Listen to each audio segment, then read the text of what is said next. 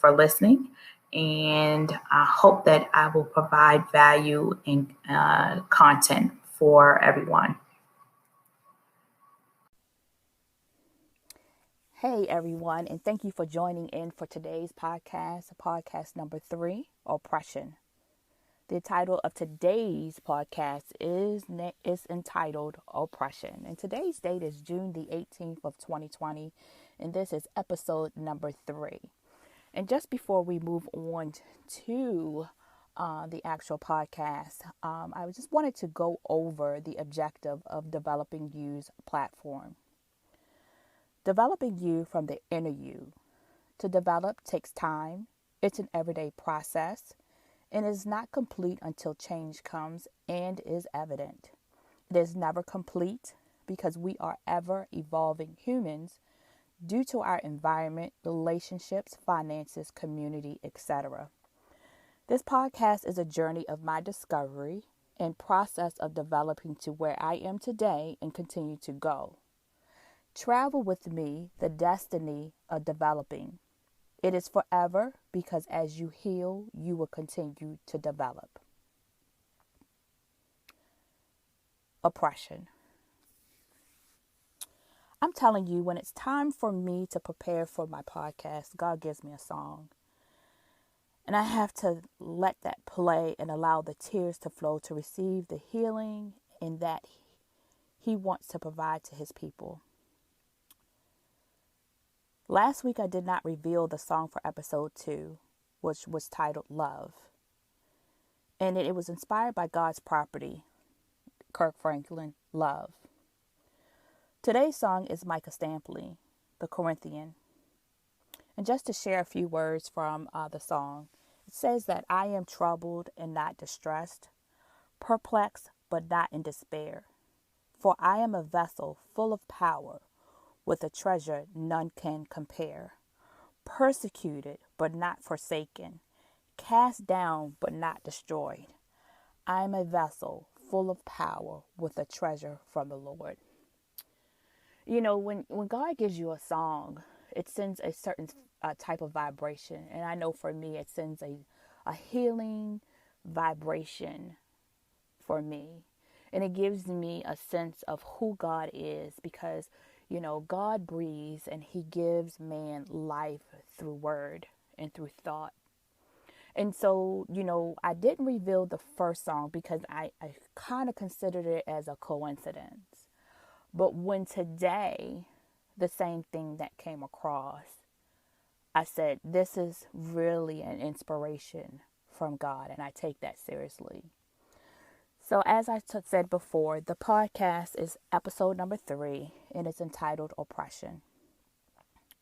So, you know, we are full of power. You are full of power. We have treasures and gifts on the inside that none can even duplicate. We have unique treasures that have yet to be resurrected, but we are so full of selfishness, hate, envy, lack, poverty, sin, sickness, and death. And I'm not speaking in the physical sense, but I'm speaking in the spiritual sense. Our spirits have become so overwhelmed with self-sabotage and oppression. But God says we are vessel full of power with a treasure full of the Lord. When are we going to wake up and see the power, the treasures that God has given us? We are spiritual beings encased in flesh, and our spirits have not been awakened to serve God and His people. Oppression is real. We can date this back to Jacob. When Jacob passed away, he and his descendants, of which were 70, were living in Egypt, with Joseph, who had made a name for himself by keeping the dream and vision before him to save his family. He had to be sold and sacrificed in the beginning to save his family. Willingly or unwillingly, he endured. Haven't you endured enough self-sabotage thoughts of the flesh? Thinking only with your senses, the senses that make you feel good, look good. Useless energy focused on outward things when the energy needs to be turned inward. It's from the inside is where we make change and where power comes from. Doing the work from the inside, checking the thoughts that rule our everyday. Have you sat down to think about your thoughts that govern your decisions and are the awakening the supernatural power of God and the awakening treasures of the gifts inside to be a vessel for God, for your family, for your community? Do you know your gifts? Have the gifts become a reality for you? Your treasures and gifts bring power to your life to rise up and change situations. It's not your job or your paycheck, but it's your treasure that will help you overcome your situations. So, in just taking a break from my, recorded thoughts, we still have to go on what's evident in these days and times and what we're going through as a race, as a people, as a community, and as a nation. And in its oppression, we have been oppressed on every side, from the thought complex to the physical attribute of oppression. And so we're protesting and we're doing certain things because we want to make change. But I believe that change has to start on the individual level before we can collectively come together and make change. And that change comes from within self.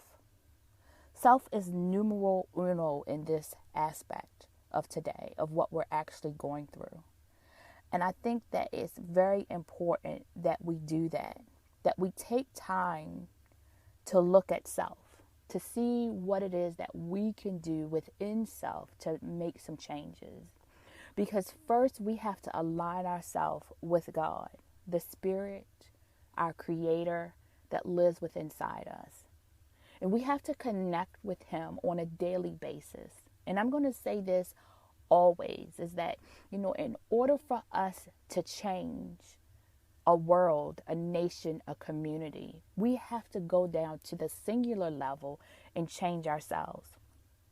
And I just feel that is so important because oppressed people oppress other people. So if we already have an oppressed nature of lack, of sickness, of this, of doubt, of, self-sabotage, thinking with our outward senses and not thinking with a Christ-like mind, then I think that, we're not going to have effective change. And we want to make an effective change to change the things that are actually going on in and around us.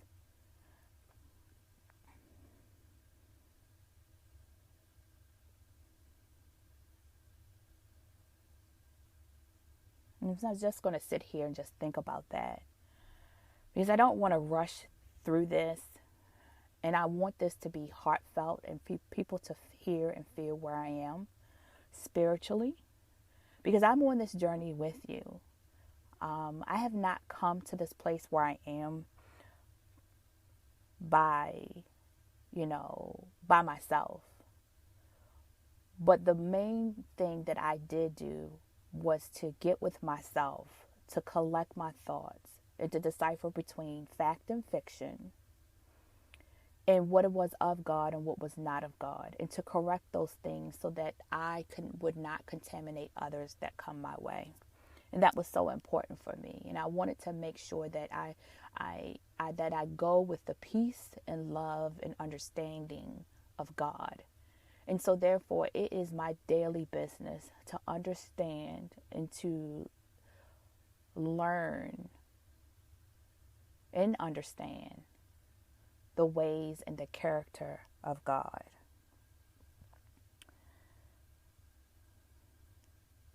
So, going back to what I had wrote down is that we have been dealing with oppression from the beginning.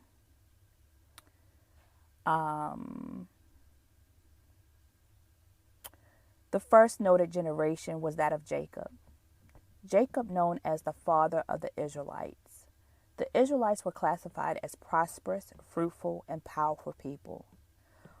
When Joseph passed away, the family was no longer protected, and a new king, a new ruler of thought, saw the Israelites as a threat. So he oppressed them. But the Israelites kept multiplying. Then the king thought again, and he formed the Egyptian midwives to kill the newborn baby boys of the Hebrew Israelite women. But this did not happen because the midwives thought independently of the king's thoughts. So let's think about this. It was a thought that led the Israelites into oppression, and it was a thought to kill the newborn baby boys. We can see here that no one was thinking or inquiring of the Lord at this time. Their dependency, Joseph, had passed away, and there was no one to stand in the gap for them. So they succumbed to the pressure and stayed in enslavement. The Israelites did not know they were a powerful people on the inside. They just knew of their physical power and not their spiritual power, which Joseph used to save his family and protect them from famine.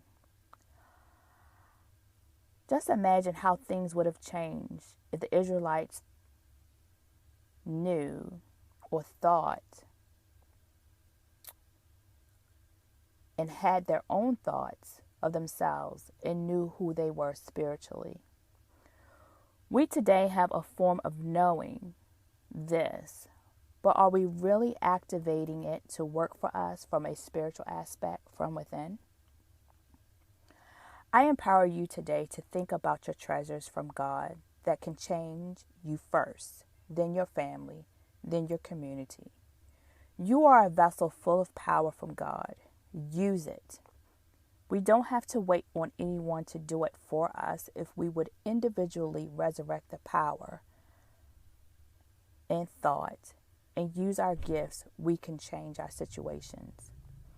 Be that sacrifice. Lay a hold of the vision. It's going to be tough, but God will protect. If He protected Joseph, He will protect you and me. I leave you with God is power and God is love. In my personal quote, dreams are a glimpse of life's path and purpose. Protect your life and protect your dreams. Be blessed. See you on the next podcast. And my call to action is, as always, please subscribe, like, and share, and comment, and donate according to your heart in support of future podcasts.